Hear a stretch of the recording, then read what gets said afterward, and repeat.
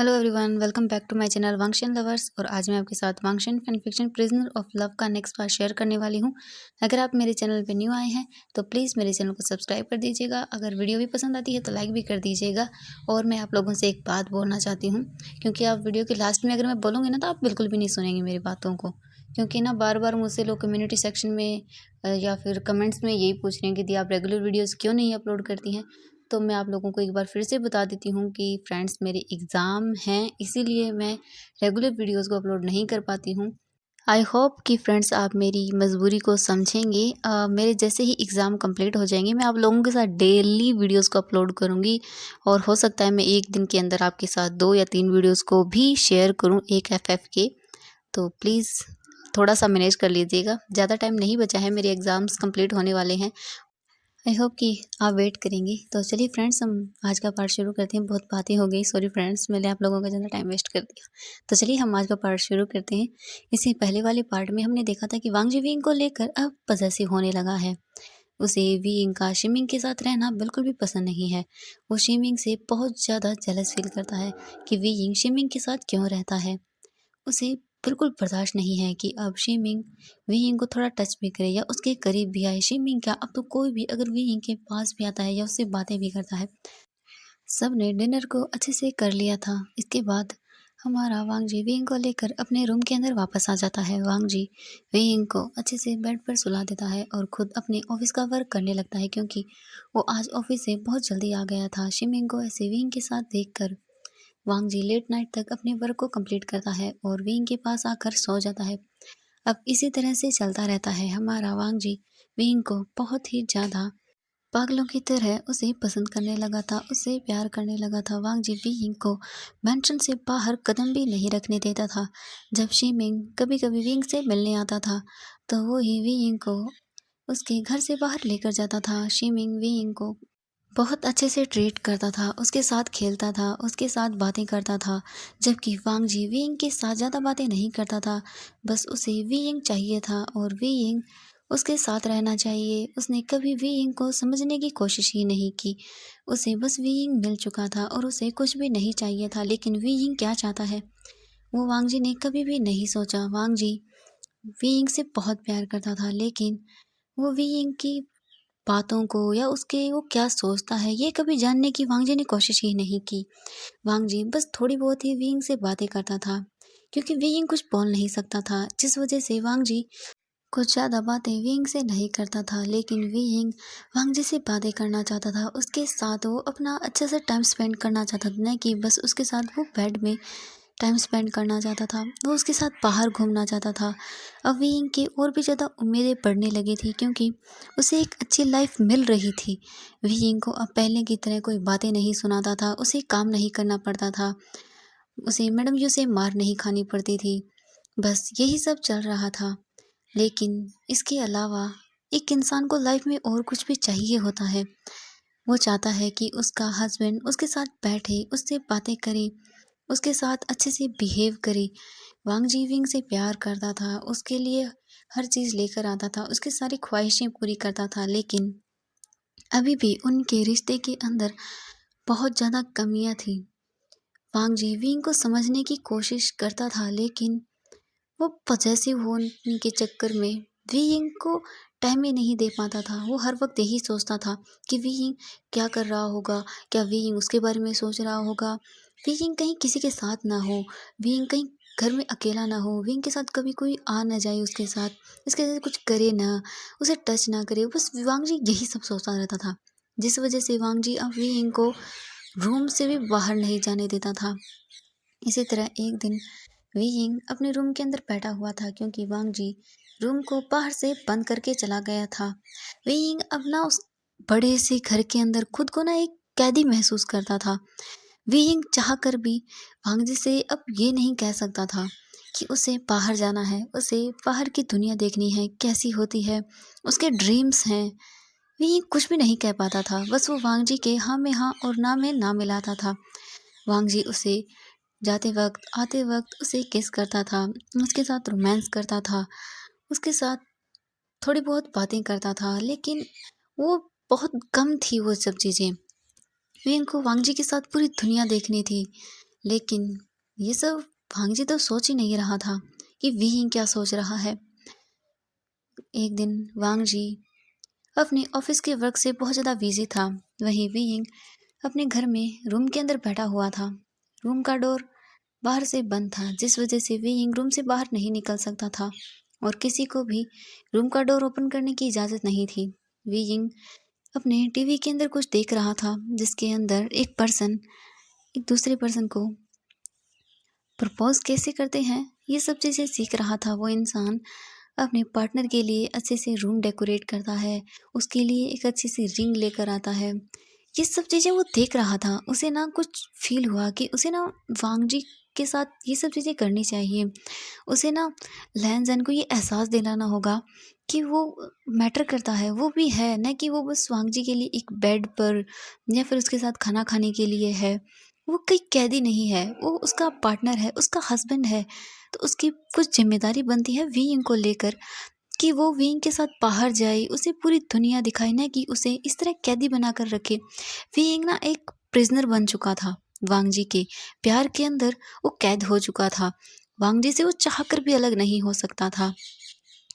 Weighing यही सब सोच रहा था कि वो किस तरह वांगजी को आज प्रपोज़ करे, उसके साथ वो बाहर टाइम स्पेंड करे। वीइंग ना यही सोच रहा था, उसे ना सब चीज़ें अच्छे से नोट कर ली थी। इसके बाद उसने अपने फ़ोन की ओर देखा। वांगजी ने वीइंग के फ़ोन को बहुत ही ज़्यादा अच्छे से हैक कर रखा था। अगर वीइंग किसी को और को कॉल भी करता तो वांगजी को पता चल जाता था। इसीलिए हमारे वीइंग ने ज़्यादा किसी से बातें नहीं की। उसे बस अपनी शीजे के साथ बात करना अलाउड था। वांगजी ने और किसी से भी उसे बात करने से मना कर दिया था। विंग अपने फ़ोन की ओर देखता है और उसने वांगजी को मैसेज कर दिया कि उसे कुछ खाने के लिए रूम से बाहर जाना है। वांगजी अपने ऑफिस में बैठा हुआ था, लेकिन जब उसने देखा कि विंग का मैसेज है तो उसने जल्दी से अपने फ़ोन को लिया और उसने विंग के मैसेज को रीड किया। वांगजी ने जब विंग का मैसेज रीड किया तो उसे अच्छा नहीं लगा, लेकिन फिर वो सोचता है कि विंग को भूख लगी है तो क्या मैं मेड को भेज दूँ? फिर उसने सोचा कि नहीं, कोई बात नहीं, मैं भी वैसे भी 1 घंटे बाद घर जाने वाला हूँ, तो वो रूम से बाहर जा सकता है। ये बोलकर वांगजी ने भी वहाँ हाँ में मैसेज को टाइप कर दिया और उसने दूसरी तरफ घर में फ़ोन करके मेड को बोल दिया कि वो विंग के रूम का डोर ओपन कर दे। इसके बाद वांगजी ने फ़ोन रख दिया और वो अपने काम को करने लगा। लेकिन तभी उसके ऑफिस के अंदर उसकी सेक्रेटरी आती है। जब वांगजी ने अपनी सेक्रेटरी को देखा तो उसने कहा कि क्या हुआ? वांगजी की सेक्रेटरी ने कहा कि बॉस, हमें अर्जेंट मीटिंग के अंदर जाना होगा और ये बहुत ही ज़्यादा इम्पोर्टेंट है। तो वांगजी ने कहा, लेकिन अभी कैसे? तो सेक्रेटरी ने कहा कि बॉस, ये मीटिंग 3 बार पोस्टपोन हो चुकी है, लेकिन अब वो चाहते हैं कि वो अभी मीटिंग करें, वरना इसके बाद वो अपना ये कॉन्ट्रैक्ट किसी दूसरी कंपनी को दे देंगे और ये हमारे लिए बहुत लॉस की बात होगी। वांगजी ने कहा कि ठीक है, हम चलते हैं। इसके बाद वांगजी अपने ऑफिस से बाहर निकला और वो अपने सेक्रेटरी के साथ ऑफिस से चला गया। वांगजी को उस मीटिंग के अंदर जाना ही पड़ा, जो कि यहाँ से काफ़ी दूर थी। और वहाँ मेंशन के अंदर एक मेड ने डोर को ओपन कर दिया, जहाँ वीइंग डोर के पास ही खड़ा हुआ था।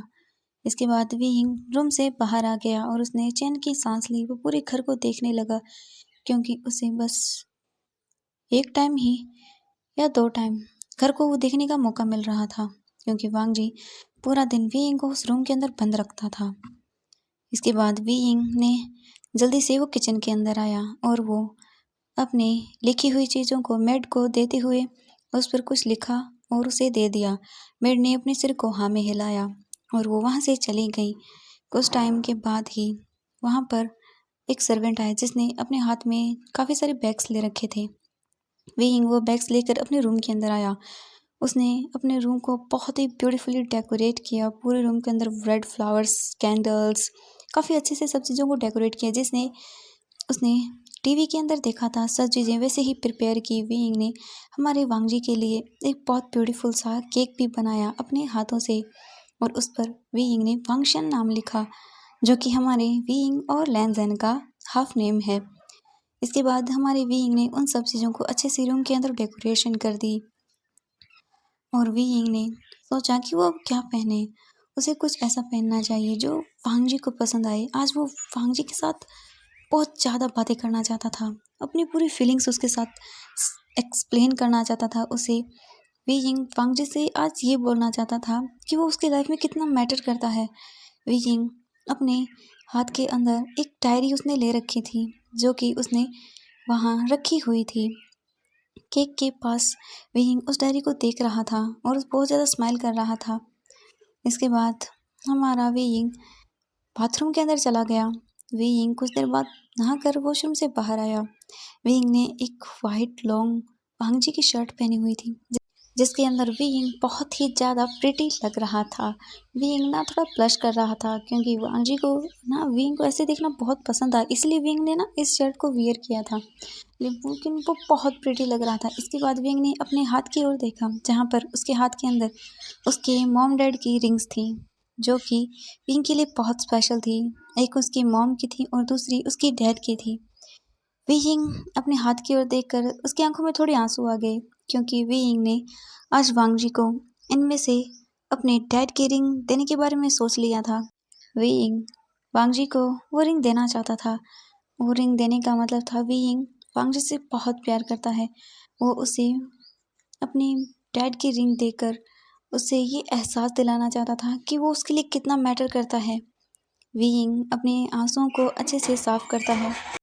इसके बाद वी यिंग मिरर के सामने जाकर खड़ा हो गया और खुद को देखने लगा। वी यिंग आज खुद को वांग जी के लिए प्रिपेयर करना चाहता था, बिल्कुल वैसे ही जैसे वांग जी उसे चाहता है। वी यिंग खुद को रेडी करने के लिए पूरा 1 घंटा लगा देता है। इसके बाद वी यिंग रेडी होकर वहाँ बेड पर जाकर बैठ जाता है कि कब वांग जी आए और वो वांग जी को ये ब्यूटीफुल सा सरप्राइज़ दे। लेकिन वांग जी तो अपनी मीटिंग के अंदर बहुत ज़्यादा बिजी हो गया था। विंग ने पूरे रूम के अंदर अंधेरा कर दिया था और वो वहीं सोफे पर सो गया था। वांग जी को पूरे 12 बज जाते हैं, लेकिन वो अभी भी घर नहीं आता है। वांग जी अपनी मीटिंग के अंदर बहुत ज़्यादा ही बिजी और लेट भी हो गया था घर आने के लिए।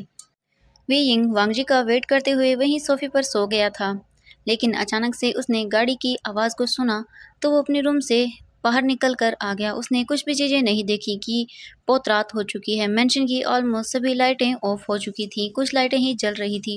विंग को ठीक से कुछ दिखाई नहीं दे रहा था और विंग ने ये भी ध्यान नहीं दिया कि उसने किस तरह के कपड़े पहने हुए हैं। विंग जिस कंडीशन में सोया हुआ था उसी कंडीशन में वो भाग कर रूम से बाहर आ गया और जल्दी जल्दी सीढ़ियों से उतरने लगा, लेकिन जब वो आखिरी स्टेप को लेने वाला था उसका पैर थोड़ा स्लिप हो गया और वो नीचे गिरने ही वाला था। तभी 2 हाथों ने उसे पकड़ लिया। जब वी यिंग ने ये देखा कि वो नीचे गिरने वाला है, तो उसने अपनी आइज़ को टाइटली बंद कर लिया था। थोड़ी देर बाद उसने देखा कि उसे चोट नहीं लगी, तो उसने अपनी आंखों को खोल कर देखा।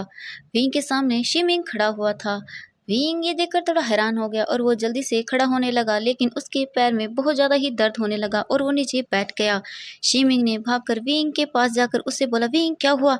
और तुम क्या हो गया तुम्हें? क्या तुम ठीक हो? विंग शिमिंग की ओर ही देख रहा था। विंग ने अपने सिर को हाँ में हिलाया, लेकिन विंग खड़े होने की कोशिश करता है, लेकिन उसके पैर में दर्द होने की वजह से वो अच्छे से खड़ा नहीं हो पाता। तो शिमिंग ने कहा, विंग तुम चिंता मत करो, ठीक है, मैं तुम्हें लेकर चलता हूँ। विंग ने मना किया, लेकिन शिमिंग ने कहा, विंग प्लीज़ ठीक है, तुम नहीं चल पाओगे, मैं तुम्हारी हेल्प करता हूँ। इसके बाद विंग ने भी कुछ नहीं कहा। अंधेरा होने की वजह से शिमिंग ने भी अच्छे से नहीं देखा कि विंग ने क्या ड्रेस पहनी हुई है। विंग को शिमिंग ने अपनी गोद में कैरी कर लिया और उसे वो रूम की ओर ले जाने लगा। विंग ने अपने हाथों को शिमिंग के नेक में डाल दिया था ताकि वो गिर न जाए। शिमिंग विंग को लेकर वांगजी के रूम के अंदर आ गया और वहाँ दूसरी तरफ हमारे वांगजी ने भी अपनी मीटिंग को कंप्लीट कर लिया था और वो घर आने के लिए निकल चुका था। वांगजी ने अपने लैपटॉप को ऑन किया और वो विंग को देखने के लिए बहुत ज़्यादा एक्साइटेड हो रहा था। विंग को वांगजी ने पूरे 6 से 7 घंटे तक नहीं देखा था। वांग जी को ना फ्रस्ट्रेशन हो रही थी कि उसका विंग क्या कर रहा होगा। और वहाँ दूसरी तरफ हमारा शिमिंग विंग को लेकर वांग जी के रूम में आ चुका था। रूम के अंदर थोड़ा अंधेरा था, तो शिमिंग ने लाइट को ऑन कर दिया। उसके बाद शिमिंग विंग को लेकर उसके रूम के अंदर जो बेड था वहाँ आ गया, लेकिन अचानक से जो फ्लोर पर डेकोरेशन के लिए कुछ चीज़ें रखी हुई थी जो शिमिंग के पैर के अंदर लग जाती है, जिस वजह से शिमिंग और विंग दोनों ही बेड पर गिर जाते हैं। शिमिंग विंग के ऊपर था। शिमिंग विंग की ओर ही देख रहा था।